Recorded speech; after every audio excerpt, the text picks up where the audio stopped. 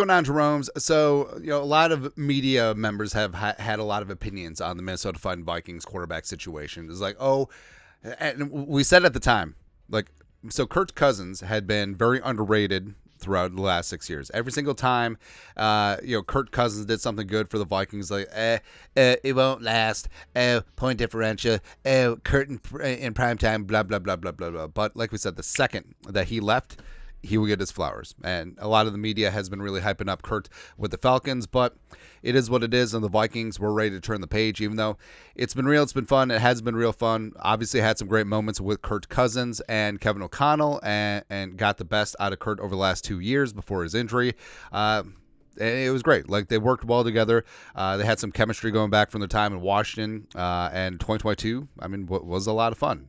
But like I said, it is what it is, and it was time for the Vikings to move on, and Kurt did that as well, signing his 4-year, $180 million deal with $100 million guaranteed with the Falcons, and then they took Michael Penix Jr., and they probably tampered with Kirk Cousins, but the Vikings probably won't get any draft pick conversation because the Falcons CEO is head of the NFL's competition committee, which seems like a conflict of interest. But it's okay. It is what it is. But like we said, good times with Kurt, but we have indeed moved on. JJ, Broccoli, Hair, Bussin, McCarthy, you are a Minnesota Viking. And the Vikings, did a ton of homework on all the quarterbacks. They found their guy. They were patient.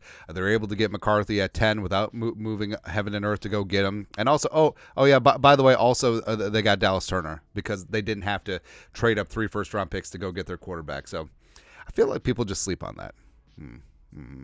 But like we said, long story longer, the conversation between Kurt and JJ McCarthy will be there for years, right? And even though, why is to talk about Kurt?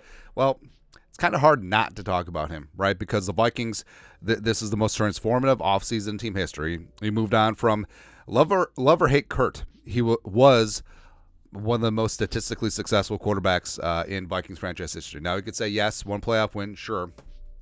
Fully understand that. But in terms of the hierarchy of quarterbacks, he's up there with Dante. He's up there with Tommy Kramer. Obviously, he's up there with Fran Tarkenton or my God, Joe Cap.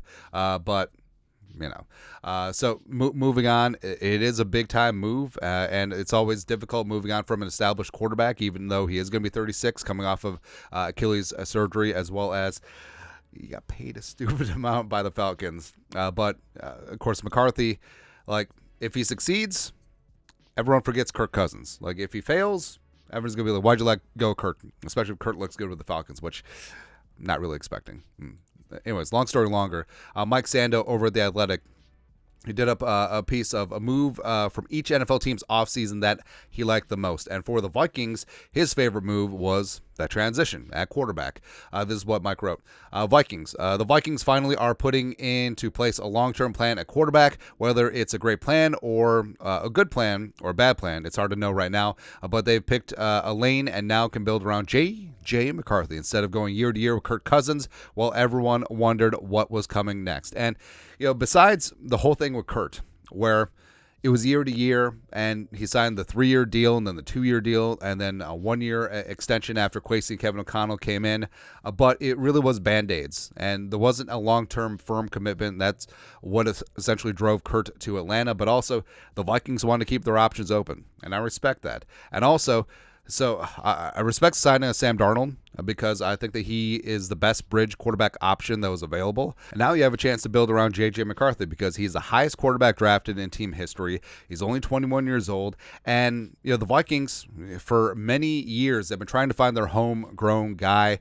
Teddy before his leg fell off, Christian Ponder, Tavares Jackson, etc. But the Vikings, people forget, they had that gong show of Matt Castle and Josh Freeman and Gus Frerotte and Donovan McNabb, and it's just it's really tough finding your own guy. And the Vikings, it's almost like we as fans, we don't even want to put it out in the universe. It's like, what if McCarthy is good? What if the Vikings quarterback position is solved for the next 10 to 15 years? What if? Again, we look at all of the other teams that have their franchise guy, the Chiefs with Mahomes, the Bengals with Burrow, the Bills with Josh Allen, etc. It's like, why not us? And how come we're always so pessimistic? Because not only is the glass half empty, it's probably pee. It's probably urine in that glass, as opposed to, hey, that glass is half full of delightfulness, like a single malt.